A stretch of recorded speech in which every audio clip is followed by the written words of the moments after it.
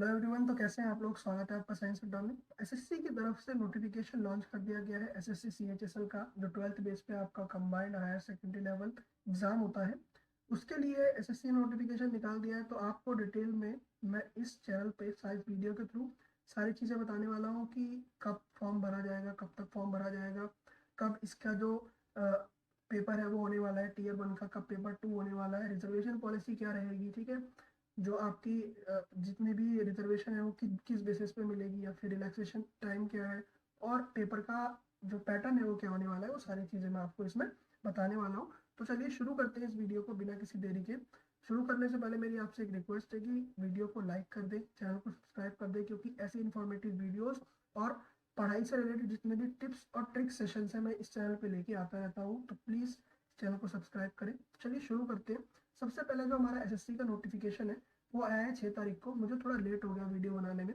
तो ये जो 6 तारीख को नोटिफिकेशन आया, इसमें एसएससी ने क्या कहा है कि जो सबमिट करने का है, date of submission application form, वो आपकी 6 तारीख से लेके 4 तारीख तक, यानी कि 4 जनवरी 2023 तक आपकी जो डेट है, ठीक है, यानी कि लगभग लगभग इसने आपको एक मंथ का टाइम दे दिया है। उसके बाद क्या है, जो लास्ट डेट है उसके बारे में आपको बताया है। ऑफलाइन ऑनलाइन आप कब तक कर सकते हो, बैंक के थ्रू पेमेंट कब तक कर सकते हो, ठीक है, उसके बाद कब तक ऑनलाइन विंडो खुली रहेगी पेमेंट के लिए, ठीक है। उसके बाद जो सबसे इम्पोर्टेंट चीज़ है, जो आपका टीयर 1 का सीबीटी एग्जाम है वो कब होने वाला है। वो फरवरी और मार्च के बीच में ये लोग कंडक्ट कराएंगे 2023 में, यानी कि अब से 2-3 महीने बाद, ठीक है। तो ये वाला एग्जाम आपका टीयर 1 का होने वाला है। उसके बाद जो टीयर 2 का एग्जाम है उसके बारे में बाद में इंफॉर्मेशन दी जाएगी एसएससी की वेबसाइट पे, ठीक है। ये आगे का एग्जाम है, इसको आपको टीयर 1 की शॉर्टलिस्टेड स्टूडेंट्स के लिए होगा ये, ठीक है।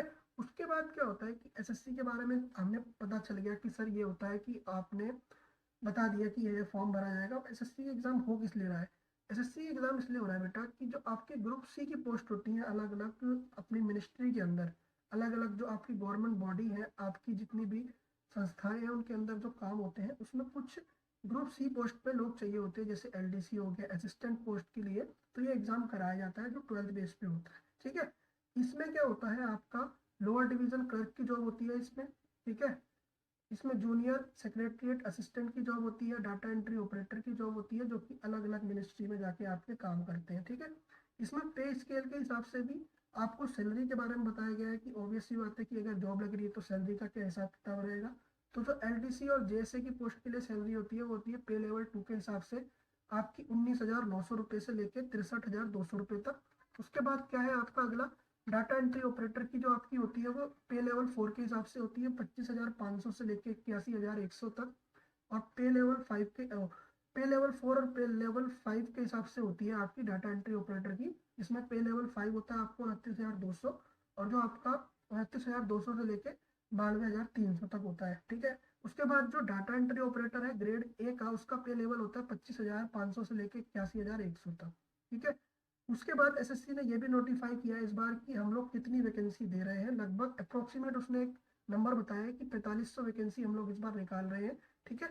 आगे के नंबर बढ़ भी सकता है, तो इसलिए ये वैकेंसी का इन्होंने बताया गया है कि अप्रोक्सीमेट हमारे पास 4500 वैकेंसी है हमारे सारे डिपार्टमेंट्स के अंदर, जिसके थ्रू आप जाएंगे। उसके बाद रिजर्वेशन पॉलिसी के बारे में क्या बताया इन्होंने, रिजर्वेशन किसको मिल रहा है, एससी कैटेगरी को, एसटी कैटेगरी को, ओबीसी को, और इकोनॉमिकली वीकर सेक्शन में जो लोग आते हैं, और जो एक्स सर्विस मैन है, यानी कि कांस्टेबल ऑफिसर कोई रिटायर्ड है अगर आर्मी से, पुलिस से, तो एक्स सर्विस मैन को दिया जाएगा ये, ठीक है। और पर्सन विद बेंचमार्क डिसेबिलिटी, कोई पर्सन है उसकी अगर कोई डिसेबिलिटी है, उसमें भी डिसेबिलिटी का इन्होंने क्राइटेरिया बताया हुआ है कि क्या क्या डिसेबिलिटी रहेंगी, तभी आप डिसेबल माने जाएंगे, वरना कोई भी सर्टिफिकेट दिखा देने से आपको डिसेबिलिटी नहीं बताई जाएगी। ये सारी जो कैटेगरी है उसमें डिसेबिलिटी आपकी आनी चाहिए। उसके बाद हमारे पास क्या है कि नेशनलिटी आप कहाँ के होने चाहिए। सबसे पहले आप सिटीजन होने चाहिए इंडिया, नेपाल, भूटान और भी कंट्री के इनमें नाम लिखे गए हैं। जो माइग्रेटेड कैंडिडेट्स हैं वो भी इसमें आपका फॉर्म फिल कर सकते हैं। उसके बाद हमारे पास एज लिमिट आती है। एज लिमिट क्या है, 18 से लेकर 27 साल तक है। 1 जनवरी 2022 तक आपकी एज 18-27 के बीच में होनी चाहिए। कैंडिडेट बॉर्न नॉट बिफोर, यानी कि 1995 से पहले का आपका जन्म नहीं होना चाहिए, 2004 के बाद का जन्म नहीं होना चाहिए, इस रेंज में आप अप्लाई करने चाहिए, ठीक है। अच्छा, फॉर्म में एक सबसे इंपॉर्टेंट बात आती है कि जब वहाँ पर लिखा होता है एज रिलैक्सेशन का, तो एज रिलैक्सेशन में आपको यस और नो में तभी भरना है।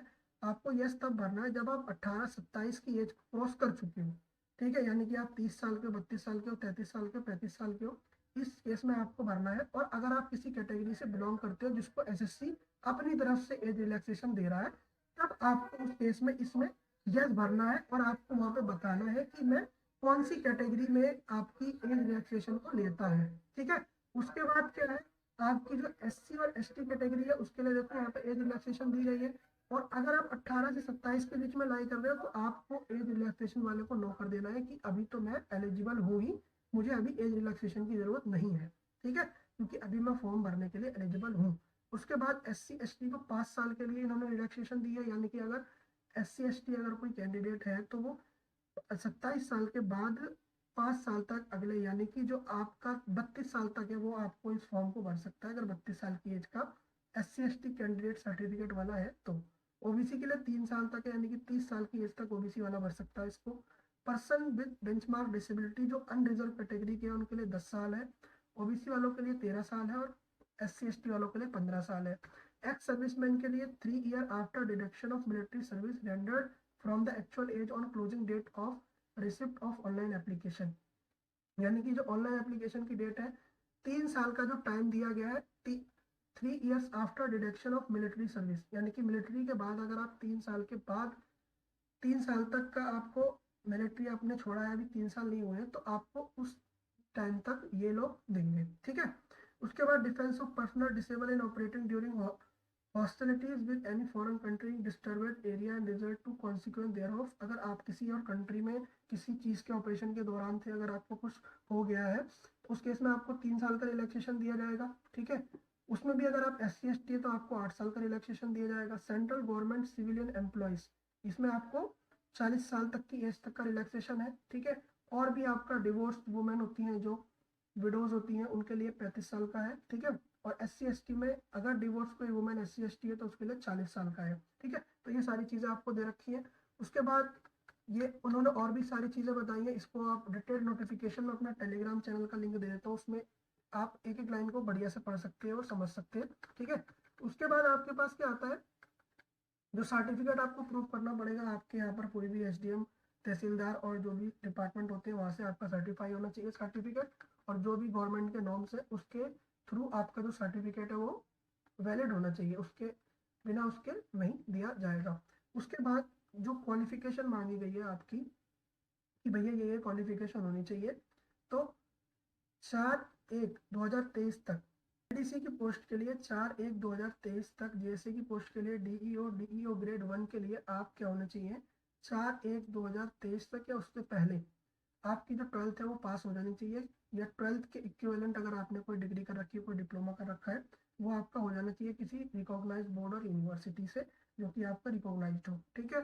कैंडिडेट के पास इसेंशियल क्वालिफिकेशन होनी चाहिए 4 जनवरी 2023 से पहले की, तभी वो वैलिड मानी जाएगी, ठीक है। उसके बाद जितने भी सारी चीज़ें हैं वो इंपॉर्टेंट इसमें दे रखी है, ठीक है।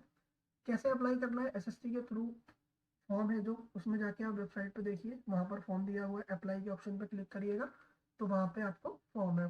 फीस की जो बहुत ही कम रखी है इन्होंने, 100 रुपीज़ फीस है, ठीक है। उसमें भी कुछ लोगों के लिए फीस जो है वो एग्जेम्प्टेड है, जैसे कि कौन कौन एग्जेम्प्टेड है, इनको छूट मिली हुई है। क्या क्या छूट मिली हुई है, एससी वालों को छूट मिली है, एसटी को मिली है, पर्सन विद बेंचमार्क डिसेबिलिटी अगर कोई है तो उसको छूट मिली गई है, उसमें पेमेंट उनको नहीं करनी है 100 रुपये की भी, ठीक है। तो ये सारी चीज़ें हैं, ठीक है। एप्लीकेशन की विंडो कब से कब तक खुलेगी, ये सारी चीज़ें। सेंटर ऑफ एग्जामिनेशन कहाँ कहाँ पढ़ रहे हैं, इसमें आप अपना कोड चेक कर लेना, कोई पटना रह रहा है, आगरा, गोरखपुर, कानपुर, मेरठ, वाराणसी, लखनऊ, तो ये सारे आपको सेंटर के कोड दे रखे हैं, बिहार, उत्तर प्रदेश, ठीक है। तो सेंट्रल रीजन है, ईस्टर्न रीजन, नॉर्दर्न रीजन, जो भी जहाँ का कैंडिडेट है वो अपनी वेबसाइट को विजिट करे और वहाँ पे देखे, ठीक है जी। उसके बाद हमारे पास ये जितने भी हैं सारे कोड आ जाते हैं हमारे पास, पुणे, नागपुर, ठीक है। उसके बाद एग्जामिनेशन की जो स्कीम है वो क्या रहेगी, सबसे पहले जो आपका, आपको पता है कि एग्जामिनेशन सीबीटी बेस्ड होता है, उसमें टीयर 1 टीयर 2 कंडक्ट कराता है। उसके बाद क्या होता है कि जो हमारे एग्जाम है वो नॉर्मलाइजेशन की एक स्कीम होती है कि अलग अलग कैंडिडेट वो अलग अलग शिफ्ट में देखा जाता है कि किस बेस पे एग्जाम आया है, नॉर्मलाइज मार्क के बेस पे कट ऑफ बनती है, उस कट ऑफ से जो जो कैंडिडेट क्वालिफाई होता है वो टीयर 2 के लिए अपेयर होते हैं, ठीक है। उसके बाद जो टीयर 1 का एग्जामिनेशन है उसके लिए क्या शेड्यूल रहने वाला है हमारा, जो टीयर 1 का मेरे पास शेड्यूल आने वाला है वो है इंग्लिश की बेसिक नॉलेज। आपको जो क्वेश्चन आएंगे वो 25 क्वेश्चन आएंगे और हर एक क्वेश्चन 2 मार्क्स का होगा, ठीक है। उसमें आपको 50 नंबर का होगा इंग्लिश। उसमें जनरल इंटेलिजेंस होती है, जो रीजनिंग होती है उसमें होगी वो 50 नंबर की। क्वान्टिटेटिव मैथ्स होती है, जो आपकी 10th लेवल की मैथ होती है वो आपकी होगी 50 नंबर की। 25-25 क्वेश्चन हर एक सेक्शन के पूछे जाएंगे, ठीक है। और जीएस वगैरह जिसमें आती है वो आपकी आएगी 25-25, जो आपके क्वेश्चन है उसमें आएगी, ठीक है। 60 मिनट दिए जाएंगे आपको इस क्वेश्चन को करने के लिए, यानी कि लगभग 100 क्वेश्चन करने के लिए, सॉरी, जो आपके, हाँ, 100 क्वेश्चन करने के लिए आपको 60 मिनट दिए जाएंगे और 80 मिनट दिए जाएंगे उन कैंडिडेट को जो कि स्क्राइब वाले कैंडिडेट है उनके लिए, ठीक है। तो सबसे पहले क्या है, in tier 1 will consist of objective type question होगा टीयर 1 में, ठीक है। मल्टीपल चॉइस क्वेश्चन होगा। Question will be set in English and Hindi both, ठीक है। इंग्लिश और हिंदी दोनों में आपको क्वेश्चन दिए जाएंगे। उसके बाद क्या होगा कि जो आपका नेगेटिव मार्किंग है 0.50 की होगी, यानी कि लगभग लगभग आपकी जो 0.50 है, 2 नंबर में से इतने नंबर आपके कटेंगे हर एक रॉन्ग आंसर पे, ठीक है। इसलिए आपको ध्यान रखना है कि आपकी नेगेटिव मार्किंग ज़्यादा ना हो। बहुत सारे बच्चों का सिलेक्शन नेगेटिव मार्किंग की वजह से रुक जाता है एंड में आके, इस बात को आपको बहुत अच्छे से ध्यान रखना है, ठीक है। उसके बाद टीयर 2 का एग्जाम जो होगा उसमें आपका सेपरेट एग्जाम होगा हर एक चीज़ का, जिसमें देखो जो सेक्शन 1 है उसमें मॉड्यूल 1 होगा, मॉड्यूल 2 होगा, जिसमें मैथमेटिकल एबिलिटीज और रीजनिंग दिया जाएगा। 30-30 क्वेश्चन दोनों के होंगे। मैक्सिमम मार्क्स 180 होंगे, 1 घंटे का टाइम दिया जाएगा हर एक सेक्शन के लिए। उसके बाद जो सेक्शन 2 है उसमें मॉड्यूल 1 और मॉड्यूल 2 होगा इंग्लिश और जनरल अवेयरनेस का। 40 क्वेश्चन इंग्लिश के, 20 क्वेश्चन जनरल अवेयरनेस के। टोटल आपके 180 क्वेश्चन होंगे। इसमें 1 घंटा 20 मिनट उनको दिया जाएगा जो कैंडिडेट आपके स्क्राइब होंगे, वैसे आपको 1 ही घंटा दिया जाएगा। टोटल कुल मिला के आपको 2 घंटे 15 मिनट का सेशन 1 चलेगा। उसके बाद जो सेशन 2 है उसमें स्किल टाइप टाइपिंग टेस्ट होगा। अगर आप डीईओ वगैरह के लिए एंट्री कर रहे हैं, डाटा एंट्री ऑपरेटर के लिए, आपकी स्पीड काफ़ी अच्छी होनी चाहिए, ठीक है। उसके लिए 15 मिनट का टाइम मिलेगा। टाइपिंग टेस्ट एलडीसी वगैरह के लिए आपको 10 मिनट का टाइम दिया जाएगा। तो ये अलग अलग तरीके के आपके टेस्ट है जिसके बेस पे आपका सिलेक्शन होगा। तो टीयर 2 में क्या क्या इंक्लूडेड है, सेक्शन 1, 2 और 3, पहला, दूसरा, तीसरा, जिसमें पहले में मैथ और रीजनिंग आ रही है, दूसरे में इंग्लिश और जनरल अवेयरनेस आ रही है। सेक्शन 3 में आपका टाइपिंग का टेस्ट आ रहा है। ये सारी चीज़ें आपकी आ रही हैं, ठीक है। तो आपको यहाँ पे सारा दे रखा है कि टाइपिंग की स्पीड कितनी होनी चाहिए, कितने की डिप्रेशन मांग रहा है वो। उसके बाद हमारे पास क्या है कि टाइपिंग टेस्ट के लिए, अदर अदर पोस्ट के लिए कैसे कैसे हमको जो भी चीज़ें हैं वो टाइपिंग टेस्ट मान रहा है, ठीक है। उसके बाद क्वांटिटेटिव एप्टीट्यूड का सिलेबस इसमें दे रखा है और जितनी भी सारी इंपॉर्टेंट चीज़ें हैं वो मैंने आपको वीडियो में बता दी हैं। और भी अगर आपको डिटेल में हर एक लाइन को समझना हो कि हाँ भाई क्या चीज़ें आएंगी, तो उसके लिए मैं आपको पीडीएफ प्रोवाइड कराऊंगा, ठीक है। उसमें आप हर एक चीज़ को देख सकते हैं टेलीग्राम चैनल पे जाके। तो कृपया करके इस वीडियो को लाइक करें, शेयर करें, क्योंकि मैंने आपको इसमें जितनी भी पॉसिबल डिटेल जानकारी थी वो मैंने आपको दे दी है। तो साइंस अड्डा को सब्सक्राइब करें, लाइक करें, वीडियो को अगर अच्छी लग रही है तो शेयर करें दोस्तों तक, इंपॉर्टेंट जानकारी को शेयर करें, ठीक है। Thank you very much.